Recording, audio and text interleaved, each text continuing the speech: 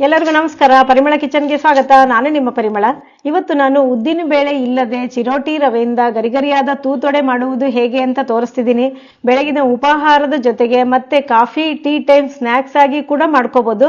ತುಂಬಾ ರುಚಿಯಾಗಿ ಇರುತ್ತೆ. ಈರುಳ್ಳಿ ಬೆಳ್ಳುಳ್ಳಿ ಹಾಕದೆ ಮಾಡುವಂತಹ ಒಂದು ವಡೆ. ಹಾಗಾದ್ರೆ ಬನ್ನಿ, ಏನೇನು ಪದಾರ್ಥ ಹಾಕಬೇಕು ಮತ್ತು ಮಾಡುವ ವಿಧಾನ ನೋಡ್ಕೊಳ್ಳೋಣವಾ. ಸ್ಟವ್ ಮೇಲೆ ಒಂದು ಬಾಣಲಿ ಇಟ್ಟಿದ್ದೀನಿ. ಬಾಣಲಿಗೆ ನೋಡಿ 2 ಲೋಟದಷ್ಟು ನೀರು ಹಾಕ್ಕೊತಾ ಇದ್ದೀನಿ. ನೀರು ಹಾಕ್ಕೊಂಡಾದ್ಮೇಲೆ 1 ಸ್ಪೂನಷ್ಟು ಎಣ್ಣೆ ಹಾಕೋತಾ ಇದ್ದೀನಿ. ಅರ್ಧ ಸ್ಪೂನಷ್ಟು ಜೀರಿಗೆ ಹಾಗೂ ಒಂದು 4ರಿಂದ 5 ಹಸಿಮೆಣಸಿನ್ಕಾಯಿ ಸಣ್ಣಕ್ಕೆ ಕಟ್ ಮಾಡಿಟ್ಟಿದ್ದೆ, ಅದು ಹಾಕ್ಕೊಂಡಿದ್ದೀನಿ. ಒಂದು 3ರಿಂದ 4 ಕಡ್ಡಿ ಕರಿಬೇವನ್ನು ಸಣ್ಣಕ್ಕೆ ಪೀಸ್ ಮಾಡಿಟ್ಟಿದ್ದೆ, ಅದು ಹಾಕ್ಕೊಂಡಿದ್ದೀನಿ. 1/4 ಸ್ಪೂನಷ್ಟು ಇಂಗು ಹಾಕ್ಕೊಂಡಿದ್ದೀನಿ. ರುಚಿಗೆ ತಕ್ಕಷ್ಟು ಉಪ್ಪು ಹಾಕ್ಕೊಂಡಿದ್ದೀನಿ. ಇಷ್ಟು ಚೆನ್ನಾಗಿ ಕುದಿಯೋಕ್ಕೆ ಬಿಡಿ.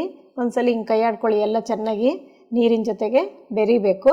ಈ ಥರ ಕುದಿಬೇಕಾರೆ ಮುಚ್ಚಳ ಮುಚ್ಚಿ 2 ನಿಮಿಷ ಬಿಟ್ಬಿಡೋಣಂತೆ. ನೋಡಿ, ಹೌದಾ? ಈಗ ಉಪ್ಪು ಖಾರ ಎಲ್ಲ ಚೆನ್ನಾಗಿ ಬಿಟ್ಟಿದೆ. ಈ ಟೈಮಲ್ಲಿ 1 ಲೋಟದಷ್ಟು ಚಿರೋಟಿ ರವೆ ಹಾಕೋತಾ ಇದ್ದೀನಿ. ಬಿಳಿ ಸಣ್ಣ ಚಿರೋಟಿ ರವೆ. ಒಂದು ಕೈಯಿಂದ ರವೆ ಹಾಕ್ಕೊತ ಒಂದು ಕೈಯಿಂದ ಕೈ ಆಡ್ಕೊಳ್ಳಿ. ಅಲ್ಲ, ಗಂಟೆನೂ ಆಗಲ್ಲ, ಬೈ ಚಾನ್ಸ್ ಗಂಟಾದರೆ ಅಂತ ಅಷ್ಟೆ. ಹಿಂಗೆ ಒಂದು ಸ್ವಲ್ಪ ಹಾಕ್ಕೊಂತ ಚೆನ್ನಾಗಿ ಕೈ ಆಡ್ಕೊಳ್ಳಿ.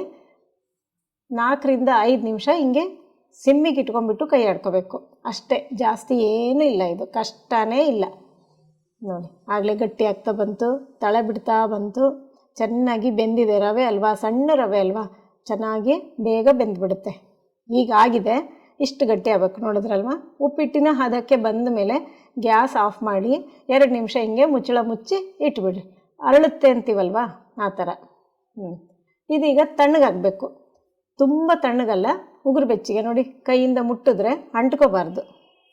ಉಗುರು ಬೆಚ್ಚಗಿದ್ದಂಗೆ ನಾವು ಇಷ್ಟಿಷ್ಟು ಉಂಡೆ ತಗೊಂಡು ಅಂಗೈಯಲ್ಲಿ ತೊಟ್ಕೋಬೇಕು.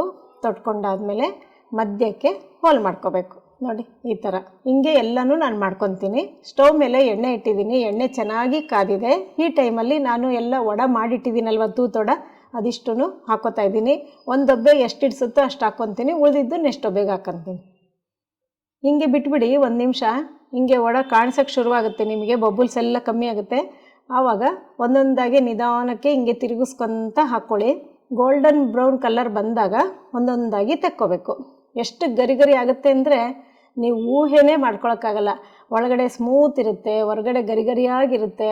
ನೀವು ಇದನ್ನ ಒಂದ್ಸಲಿ ಮಾಡ್ಕೊಂಬಿಟ್ರೆ ಉದ್ದಿನ ಬೇಳೆ ವಡೆ ಮಾಡ್ಕೊಳ್ಳೋದೇ ಇಲ್ಲ, ಅಷ್ಟು ಟೇಸ್ಟ್ ಆಗುತ್ತೆ. ಮತ್ತು ಇದು 10 ನಿಮಿಷದೊಳಗೆ ನಿಮಗೆ ರೆಡಿ ಆಗಿಬಿಡುತ್ತೆ. ನೋಡಿ, ಈ ಕಲರು ಬಂದಿದೆ. ಎಲ್ಲ ತೆಕ್ಕೊತಾ ಇದ್ದೀನಿ.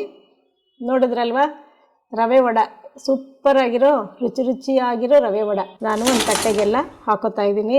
ತುಂಬ ಈಸಿಯಾಗಿ ಮಾಡ್ಕೋಬೋದು. ನೀವು ಈವ್ನಿಂಗ್ ಸ್ನ್ಯಾಕ್ಸಿಗೆ ಮಾಡ್ಕೊಳ್ಳಿ.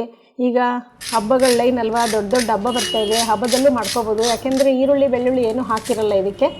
ನೋಡಿ, ಗರಿ ಗರಿಯಾಗಿ ಹೆಂಗೆ ಸೌಂಡು ಕೇಳಿಸ್ತಾ ಇದೆ ನಿಮಗೆ, ಶಬ್ದ ನೋಡಿ. ಒಳಗೆಲ್ಲ ನೋಡಿ ಎಷ್ಟು ಚೆನ್ನಾಗಿ ಬೆಂದಿದೆ ಅಂತ.